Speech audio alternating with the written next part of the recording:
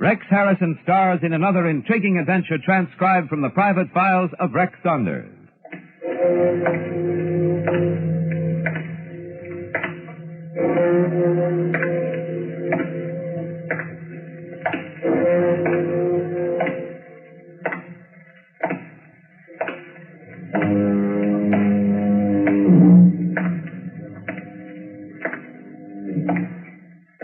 Concerning travel, commonly called a broadening experience, it can also be a leveling one, especially when murder is along as a silent companion.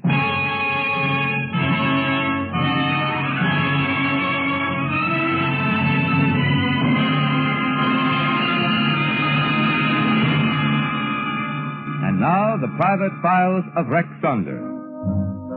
The celebrated star of stage and screen, Rex Harrison, in another exciting story taken from the private files of Rex Saunders, radio's newest man of mystery. We hope you enjoy these weekly stories of intrigue and adventure. Now for our story.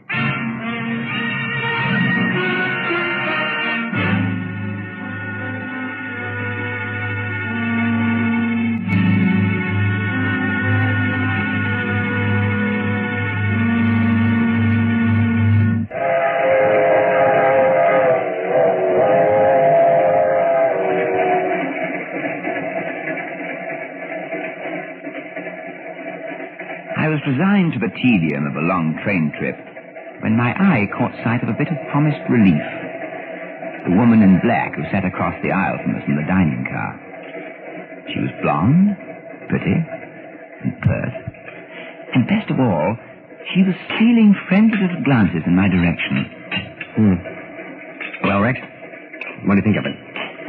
Fine, Alec, just fine. Of course, I must say so myself. It's nothing like you get at home.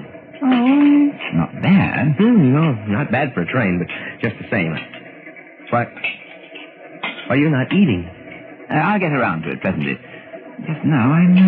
Oh, so that's it. Oh, she keeps looking over here at me. Here we go again. Look, she's getting up from the table. Thank you for the magazine. I enjoyed the story on page 10. Page 10. I must be sure to read it. Well, thank you again. Say, you've been holding out on me. You didn't tell me you knew her. Believe me, Alec, I never saw her before in my life. But this magazine she returned to you. It's not mine. What? Well, let's see what the story is on page 10. Well, evidently she mistook you for someone else. Look, she's written something in the margin. Listen. Come to compartment 5, car D. I must see you right away. Need your help. Please hurry. It's a matter of life and death.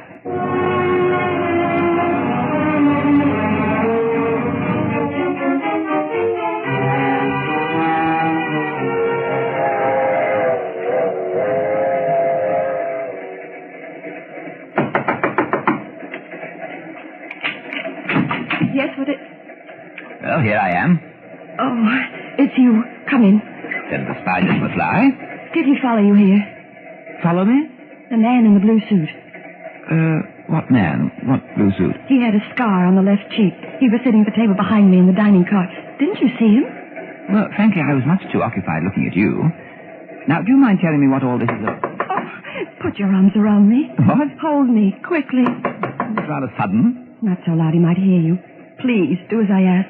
And trust me. Only put your arms around me now. Well, I really didn't expect such a warm welcome as this. Tell him to come in. This is against my better judgment, but you're much too attractive to stand in the way of judgment. Come in. Rex. Alec, it's you. Come in.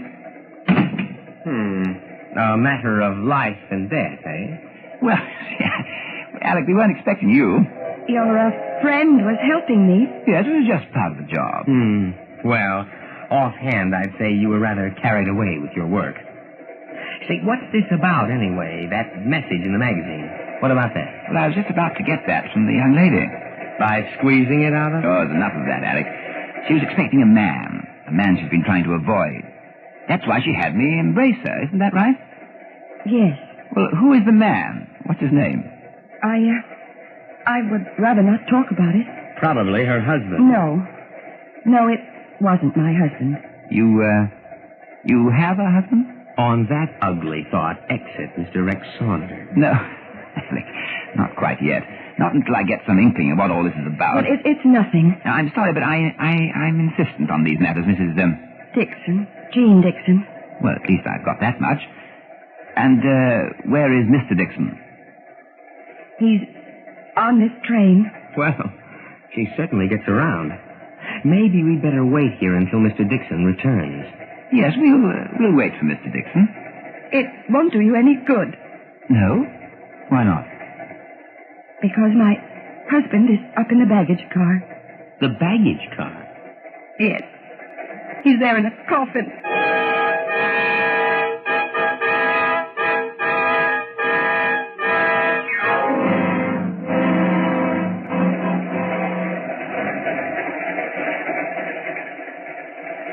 Well, Alec, Mrs. Dixon told us some truth anyway. You mean there is a coffin in the baggage car? Yes, it was put on the train at Denver. According to the shipping ticket, it's to be unloaded at Chicago. You know what I think? What? Mrs. Dixon is just imagining things. Her husband's death may have set her off balance a little. That often happens. I'm sure Mrs. Dixon is in some kind of trouble. And what makes you so sure? This. An automatic. Where did you get it? When Mrs. Dixon had me embrace her, I took the precaution of removing this weapon from her purse. I wonder what she was doing with a gun. Alec, a woman doesn't include a .25 caliber automatic among her cosmetic accessories unless she's in trouble or going to make trouble. Perhaps we'll find out just what category Mrs. Dixon is in when I receive the reply to the telegraph inquiry. Telegraph inquiry? What are you talking about? Well, before we pulled out of Minneapolis, I got off the train for a moment to send a wire to the Denver police. I have an idea they may clear up certain matters for us. In the meantime, it would certainly help if we only knew who it was Mrs. Dixon was hiding from. Rex. Yeah? I know what he looks like. What? I saw him. He must be the one Mrs. Dixon is afraid of. Oh, Alec, what the deuce are you talking about? The man who followed you out of the dining car when you went to Mrs. Dixon's compartment. A man who followed me? Yeah, he wore a blue suit. A blue suit? Yes. There was a scar on his face and the left cheek? I believe there was. Now you tell me. Well, I'm sorry. At the time, I thought it might just be coincidence. Coincidence? What do you mean? Well, what happened just after you left the dining car? I noticed the man in the blue suit get up from his table and follow you out. I stayed close behind him. I followed him through the train, and for a moment, he stopped before the door of Mrs. Dixon's compartment. Then he moved on. Well, I wasn't sure what you were in for, so I knocked on Mrs. Dixon's door. And there you were, holding her in your arms. Yes. Come in. Yes? Oh, thank you. A message for me. Alec, it's from Mrs. Dixon. What does she say? My husband's last wish was that his body should not be buried. Please see that the coffin is sent to the Lennox Funeral Chapel in Chicago.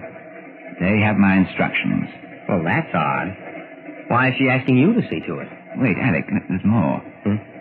They're closing in now. Please do this for me in case I don't get out alive.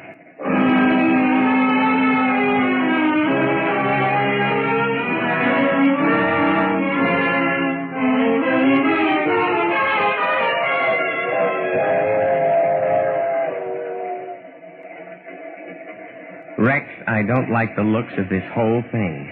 Something's fishy. That Mrs. Dixon sends too many messages for our own good. Well, this time, Alec, I'm getting the whole truth from her.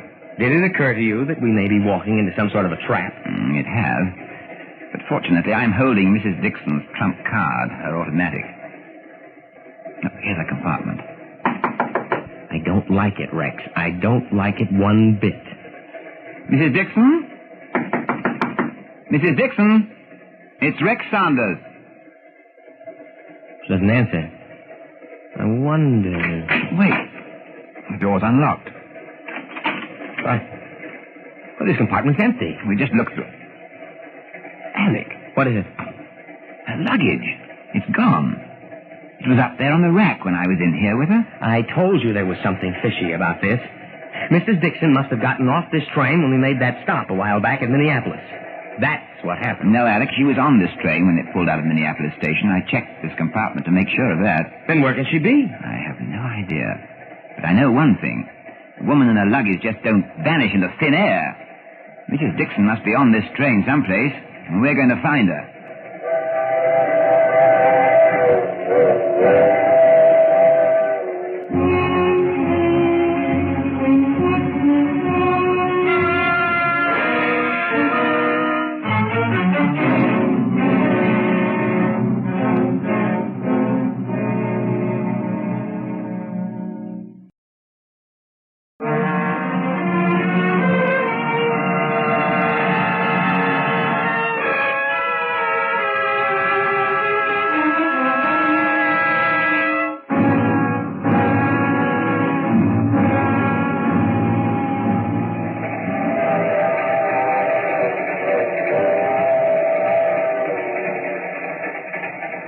Mrs. Dixon and all evidence of her had disappeared into thin air. Alec and I searched the train from the first to the last car. Not a sign of her. The only tangible traces of Mrs. Dixon were her husband's coffin in the baggage car up ahead and the automatic that I'd lifted from her purse. Alec and I were right back where we started from, the dining car. Rex, you haven't eaten a thing. My mind's not on food, Alec. And I'm very much afraid I won't regain my appetite until this train pulls into Chicago. You mean the wire you expect to receive from the Denver police? Yes. Alec. What is it? Up ahead. That woman going to the door, black satin dress. The same dress. And the same figure. And blonde hair. Come on. Yeah. Oh, she'd only turn around. Come on, hurry before we lose her. She's going into the next car. There she is. In the next car. She's stopping. If she'd just turn around once so we could be sure that... Oh, luck. A tunnel. What do we do now? Wait till we get out into the light again. But in the meantime, we might lose track of that woman, whoever she is. Well, we'll wait right here. I'm not moving. Rex! Rex! Rex!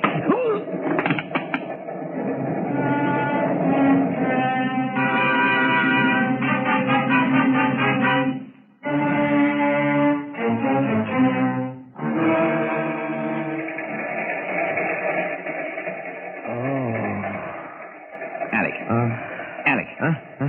You all right? Oh, I never felt worse. What happened?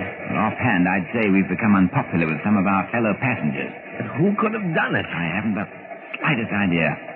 That woman who we thought might have been Mrs. Dixon. But she's not in the car ahead. She's gone.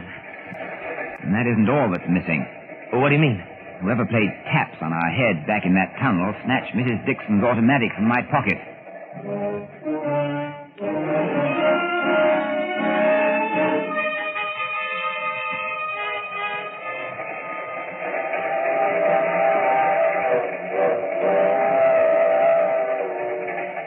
You mean to tell me that we're going back to our compartment and just wait? What else can we do? Well, I don't know, but just waiting. That isn't like you. Well, come to think of it, Alec, Mohammed had a long wait, didn't he? Well, I recall that he finally gave up and went to the mountain. All right, then let's take a tip from Mohammed. We'll go to the mountains. Would you mind unriddling me? Not at all. Speaking of mountains and mysteries, here we are. Why, this was Mrs. Dixon's compartment. Mm-hmm. And just what do you expect to find in there now? Who can tell? It's locked. But that's impossible. These doors only lock from the inside. Yes. Yeah? What do you want? That's the man. Huh? That's him. What's the matter with that guy? My friend has a good memory for faces, especially one like yours with a scar on the left cheek. So? And as for me, I'm sure that you and I have met before. A while back in a tunnel. What do you two characters want? We're looking for Mrs. Jean Dixon. Jean don't want to see anybody. She don't feel good. It's all right, Steve. Rex, that dress she's wearing. Well, what about it? As I said, we're looking for Mrs. Jean Dixon. This was her compartment. It still is. I'm Jean Dixon.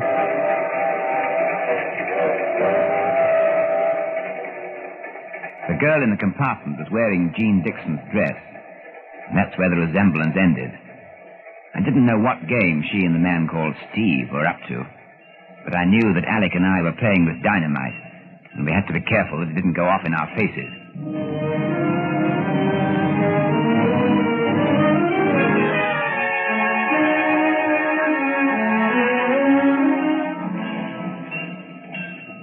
I rented a car, right?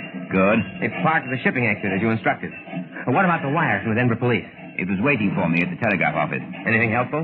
Mrs. Dixon's husband was a noted person. He was. To the police. Oh. They knew him as Charles Dixon, alias Chuck Dixon. He was arrested here in Chicago 10 years ago for a bank robbery. Wow. $25,000 worth. Dixon was released from prison 6 months ago. He left Chicago. And then he and his wife, Jean, turned up again in Denver. Dixon was killed last week in an auto accident. If it was an accident.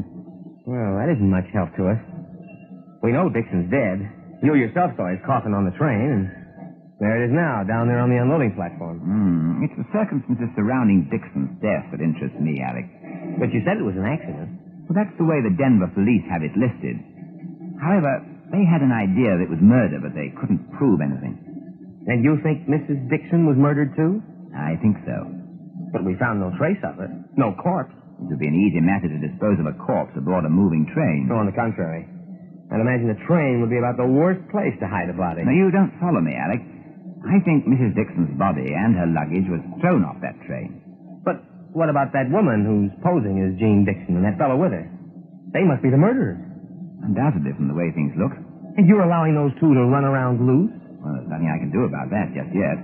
Without exact proof of Mrs. Dixon's death, there's no charge I can bring up against them. Besides, Alec, I'm sure they'll be on hand when the time comes to pick them up. How do you know that? That coffin down there containing the mortal remains of Chuck Dixon. Those two have been down there on the platform near it ever since it was taken off the train. By the way, I found out that the coffin it was picked up by a hearse from the Lennox Funeral Chapel. The Lennox Funeral Chapel.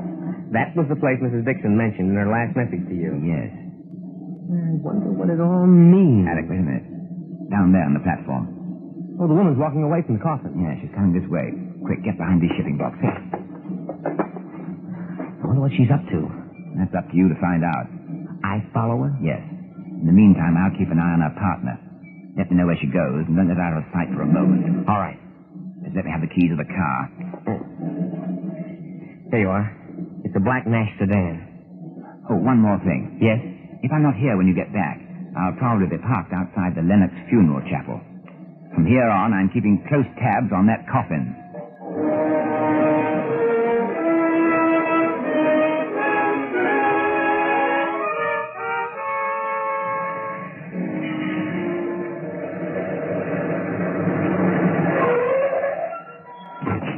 I missed you at the station. The coffin was picked up there half an hour ago. Well, what happened? She got into a cab outside the station. I followed her across town, and then her cab stopped at a small hotel on Pearl Street, the Saxon. What then? She got out of the cab and went inside. I waited a few minutes outside. Then I went in and checked the register. She signed in as Mrs. Jean Dixon, and they gave her room 306. Anything developed here? Not so far. The coffin was delivered to the funeral chapel across the street. What about the man, Steve? He's been in the chapel. What do you suppose he's doing in there? Well, speak of the devil. Huh? There he is, coming out of the chapel now. He's getting into that car parked outside. Oh, you better get started. We might lose him. We're not following him. We've got to... What? Come on. But, Rick... No. Sometimes I don't understand you at all. You let him drive off just like that, knowing full well that he and that woman murdered Mrs. Dixon. I told you before, Alex, that those two will be available when the time comes to arrest them. Just now, I have a keener interest in Mr. Dixon's coffin.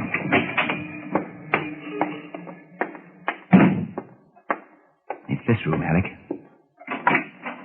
Come on. Yeah.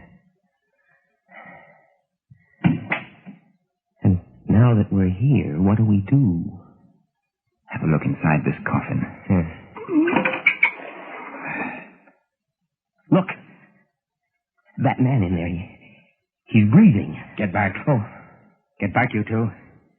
One phony move and I shoot you both full of holes. Alec, let me introduce this gentleman. Chuck Dixon. But he's alive. Yeah, but you two ain't living to talk about it.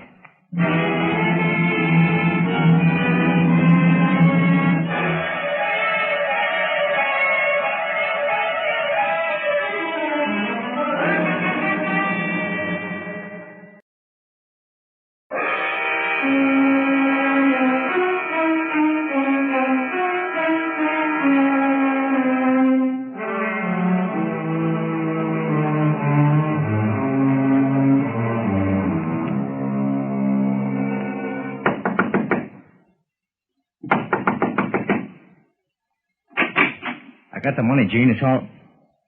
Hello, Chuck. Sally. What are you doing here? Come on in before I blow your stupid brains out right where you're standing. Where's Gene? How'd you get here?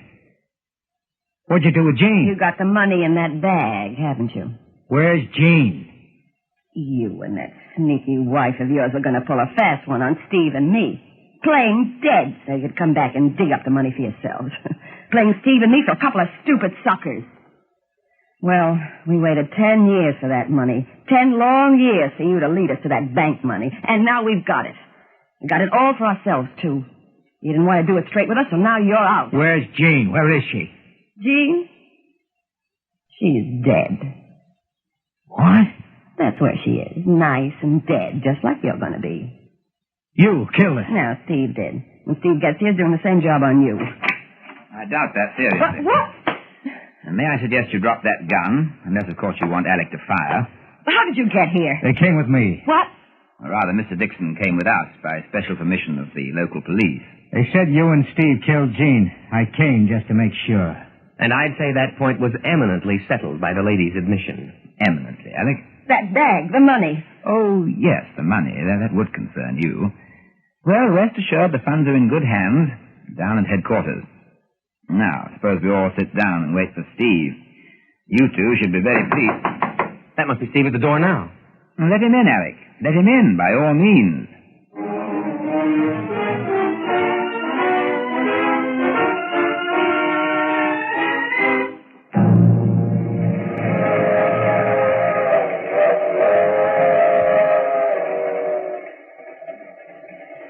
Well, that's over.